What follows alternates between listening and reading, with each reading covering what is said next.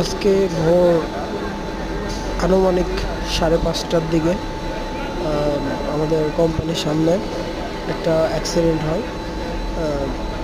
একটা লরি আর একটা private car, এখানে মারাত্মক একটা দুর্ঘটনা হয়। দুর্ঘটনায় স্বামী স্ত্রী দুইজন হাজব্যান্ড ওয়াইফ মারা যায়। সবশেষে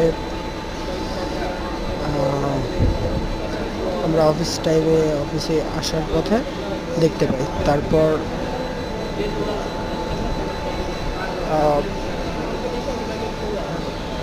পুলিশ আসছে, অনেকেই আসছে, ফায়ার সার্ভিস আসছে, এসে উদ্ধারের কাজ চলতেছে। আমাদের আজকে খুবই একটা চোখের সামনে খারাপ একটা দুর্ঘটনা। আপনারা যেখানে চলাফেরা করেন সাবধানে চলাফেরা করবেন, সেফলি বাইক কার ড্রাইভ করবেন। ধন্যবাদ, ভালো থাকবেন সবাই, নিজের খেয়াল রাখবেন। আল্লাহ হাফেজ।